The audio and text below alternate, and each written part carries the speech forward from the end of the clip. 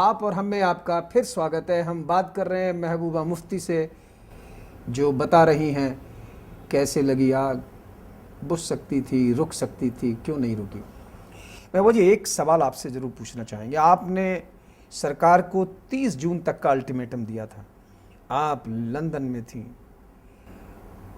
अचानक क्या हो गया कि 2 दिन पहले आपने उनके नीचे से जमीन खींच दी। यही तो बात है, अब लंदन से दिल्ली, दिल्ली से श्रीनगर और गवर्नर को पर्ची। देखिए, जब हम श्रीनगर ये रहस्य क्या है? नहीं, 28 तारीख को जब हम श्रीनगर पहुंचे और एयरपोर्ट में मुझे 3 घंटा रुकना पड़ा कि हालात बहुत ख़राब थे, 4 लोग मर गए थे तब तक वैली में। उसके बाद मैं बेग साहब के घर आई, वहाँ बेग साहब थे और हमारे 2 मिनिस्टर थे। बेग साहब ने मुझे बताया कि महबूबा जी, मुझे आज़ाद साहब आज बुला के ले गए थे, उन्होंने मुझे एक ड्राफ्ट दिखाया। ड्राफ्ट में ये लिखा था कि स्टेट गवर्नमेंट जो है वो फैसिलिटीज़ प्रोवाइड करेगी।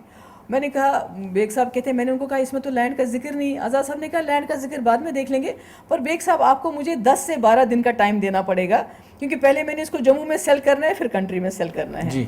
4 लोग मर चुके हैं, बाहर अफरा तफरी प्रोटेस्ट हैं, और उसके बाद और 2 कैबिनेट मिनिस्टर्स को अलग से बुलाते हैं। कहते हैं भाई आप ये क्या सेपरेटिस्ट की ज़बान बोल रहे हो कि भाई ज़मीन ऑर्डर रिवोक करो। ये राजनाथ का देखो स्टेटमेंट दिखाया उनको, इस पर राजनाथ ने कहा है कि अगर आपने ऑर्डर रिवोक किया तो मैं पूरे हमारे मुल्क में आंदोलन चलाएंगे। तो आज़ाद साहब ने कहा मैं कश्मीर के लिए अपने प्रॉस्पेक्ट्स पूरे इंडिया में ख़राब कर दूं।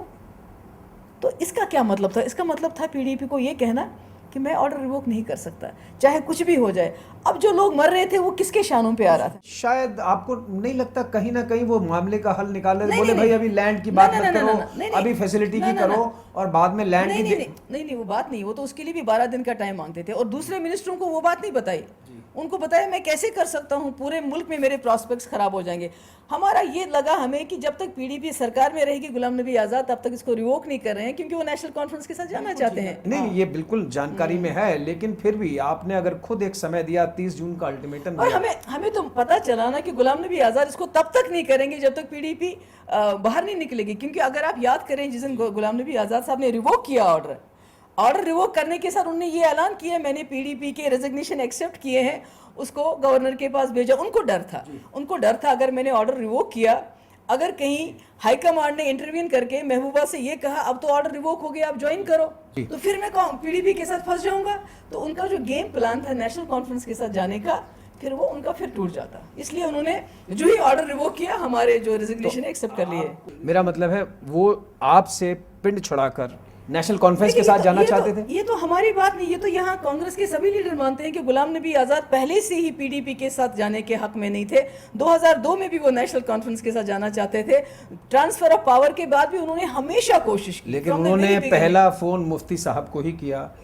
जब वो ओथ लेने जाने वाले थे, उन्होंने कहा मुफ्ती साहब आपकी पार्टी भी इसमें शरीक हो, तो आपने उस समय उनको, मुफ्ती साहब तो सबसे पहले उनके साथ खड़े हो गए जी बिल्कुल, और पूरा सपोर्ट किया। मैं ये कह रही हूँ कि गुलाम नबी आज़ाद उन्होंने ही बल्कि उनको सीएम भी बनाया। नाम नहीं लेना चाहती, हाईएस्ट लेवल पे कांग्रेस के लीडर ये मानते हैं कि गुलाम नबी आज़ाद ने पहले से ही कोशिश की टू पुश पीडीपी आउट।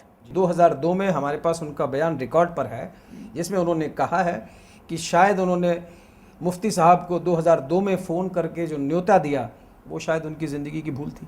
नहीं, वो क्या न्योता देते, तो मिसेस गांधी ने कहा, वो आज़ाद साहब का फैसला थोड़ी था, वो क्या करते, वो तो उसको, तो वो मजबूरी में आपके साथ चल रहे थे। मैं कहती हूँ मिसेस गांधी का फैसला था कि मुफ्ती साहब इसको लीड करेंगे, क्योंकि हमको मालूम था कि हमारा जो पॉलिसी प्रोग्राम, जो आपने जम्मू कश्मीर में इतनी तब्दीली देखी, वो तो तभी हो सकती थी जब हमारी पॉलिसी चली, हमारा एजेंडा चला, और उसको यहाँ यूपीए ने पूरी तरह सपोर्ट किया।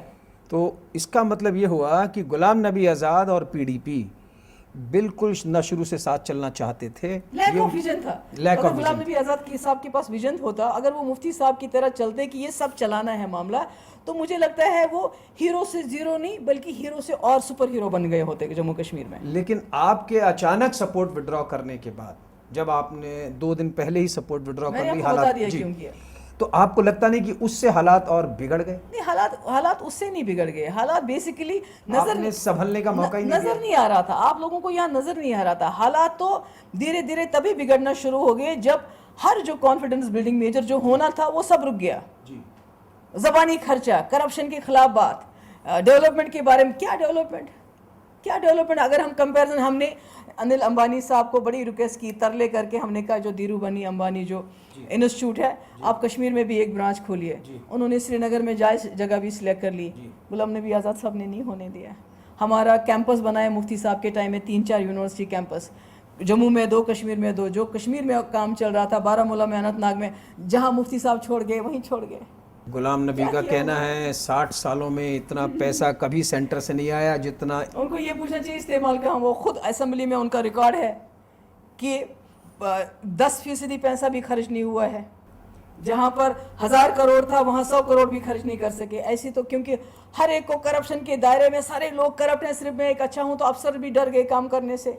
नीचे जिस तरह काम, जैसे मुफ्ती साहब के टाइम में जो एक डेवलपमेंट का प्रोसेस जो शुरू हुआ, जी, पॉलिटिकल, पहली बार जम्मू कश्मीर के लोगों को लगा कि हमें पर हिस्सा मिल रहा है, और एक सरकार ऐसी है जो पॉलिटिकल प्रोसेस चला रही है और दिल्ली वाले उस पर मोहर लगा रहे हैं। लेकिन आज महबूबा जी, आपको नहीं लगता कि नेशनल कॉन्फ्रेंस जिसने शुरुआत की, जो आप बता रहे हैं कि पहली बार उन्होंने बयान दिया, और कॉम्पिटिटिव जो पॉलिटिक्स है, ये जो रेस चली है वैली के अंदर आगे बढ़ने की एक दूसरे से, उस रेस का भी कोई योगदान है? नहीं, इसमें आपकी भी मजबूरी हो गई? इसमें नेशनल कॉन्फ्रेंस की बात नहीं। उसके बाद एनवायरनमेंट लेके जब बात चली, जो चीफ एग्जीक्यूटिव ऑफिसर हैं जिसको आप नाम भूल रहे हैं इस वक्त, अरुण कुमार जी, असली आग तो उन्होंने लगाई। उन्होंने पहले तो एक बयान दिया। नहीं, क्या बयान दिया उन्होंने? कहा नहीं, उन्होंने कहा जो पीडीपी कह रही है ये टेम्पररी है, ये डाइवर्शन, ये झूठ है, ये हमारी परमानेंट प्रॉपर्टी है। मैं मानता हूँ उस चीफ एग्जीक्यूटिव ऑफिसर के बयान ने जो वहां पे वातावरण को बिगाड़ा, लेकिन क्या उसको संभाला नहीं जा सकता? गुलाम नबी आजाद आते हैं ना, वो कहते हैं ना एज ए चीफ मिनिस्टर ये गलत है, बोल रहा है ये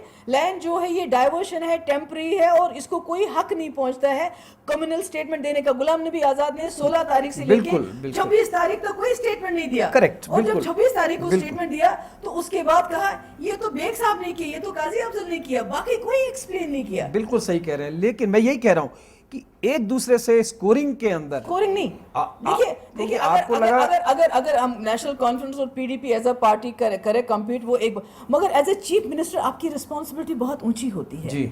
आपको कम्पीट नहीं करना है। आपने अगर कोई डिसीजन लिया, और अगर गुलाम नबी आजाद समझते थे ये डिसीजन सही है, मुफ्ती साहब ने गलती की थी, डिसीजन नहीं, तो उनको अपने डिसीजन के साथ खड़ा रहना चाहिए। आज भी कांग्रेसी कहते हैं ये तो मुजफ्फर हुसैन बेग है, ये तो काजी अफजल है, वो कभी नहीं कहते हैं कि गुलाम नबी आजाद इस डिसीजन के साथ थे और ये अच्छा डिसीजन। लेकिन आप जैसा बता रहे हैं कि गुलाम नबी आजाद बड़े चतुर हैं, बड़े समझदार हैं, उन्होंने आप ही के मंत्रियों को पटा के उनसे समझदारी, कैसी समझदारी? सारा देश जल रहा है, क्या समझदारी? 35 सीटों के लिए सारे देश को आग लगा दी। 35 सीटों के लिए सारे देश को गुलाम नबी ने आग लगा दी, ये महबूबा मुफ्ती कहती हैं। लेकिन समस्या का हल क्या है, पूछेंगे एक छोटे से ब्रेक के बाद।